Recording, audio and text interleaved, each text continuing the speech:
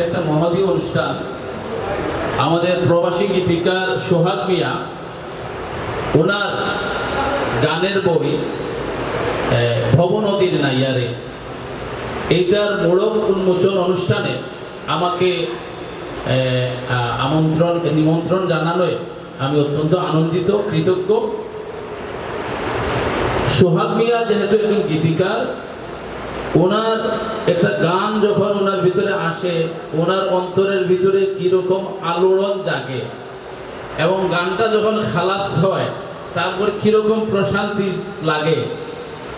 আর এই যে গান একটা সৃষ্টি, সেইটা যখন মানুষের ভিতরে একটা আনন্দ দেয়, তখন এই যে গানের জন্ম নেওয়ার সময় যে আলোড়ন, গানটা সৃষ্টি হওয়ার পরে যে প্রশান্তি, আর গানটার প্রতিক্রিয়া হিসেবে মানুষ যখন আনন্দ পায়, সব মিলিয়ে টোটাল বিষয়টা একটা মানে এটা অভিভূত হওয়ার একটা বিষয়। এটা তারাই বুঝে, এই জিনিসটা যারা এই সৃষ্টিশীল কাজের মধ্যে আছে তারাই বুঝে। যেমন যে রমণী গর্ভ ধারণ করেছেন, তিনি জানেন গর্ভের মূল্য কি। এরপর যখন এই গর্ভ ধারণের পর যখন প্রসব ব্যথা শুরু হয়, তখন উনি জানেন যে ওনার কি কষ্ট। আবার প্রসব ব্যথা শেষ যখন সন্তানের জন্ম হয়ে যায়, কি প্রশান্তি, সেটাই প্রসব যিনি দিয়েছেন তিনি জানেন যে কি প্রশান্তি। ঠিক তদ্রুপ একটা কোনো বিষয় মাথায় ঘুরপাক খাইতেছে, একটা গান পোকা মানুষের মাথায় গানের একটা পুক ঘুরতেছে, মানে এই বিষয়ে আমাকে কিছু সৃষ্টি করতেই হবে। এই যে ভাবনা, এই যে টেনশন, এইটা যে কি কষ্ট দেয়।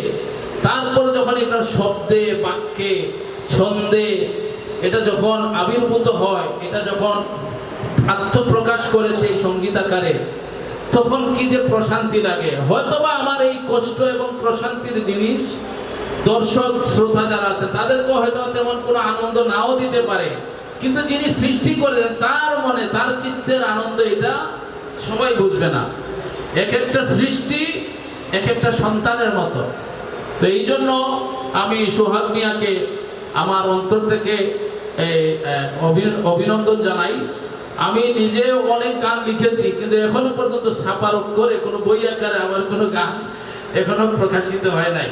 সময়ের কারণে যে একটু গুছাবো, আমি একটু তাৎক্ষণিক একটা গান লিখে গাইয়ে টাইয়ে ছাইয়া দিই, তো কিন্তু এখনো বই আকারে গান লেখা হয় না। আমি অভিনন্দন জানাই সোহাগ মিয়াকে, এটা সফলতা লাভ করেছেন উনি, ওনার গান বই আকারে আসছে। আমি এটা ওনারে অভিনন্দন জানাই। এবং আমরা এখানে যারা আছেন এবং আমার মিডিয়ার মাধ্যমে আমার এই বক্তব্য যারা শুনবেন, প্রবাসী যারা আছেন, গীতিকার যারা আছেন, বিশেষ করে তাদের মনে কত জ্বালা, এই জ্বালা দেশে বসে বোঝা যাবে না।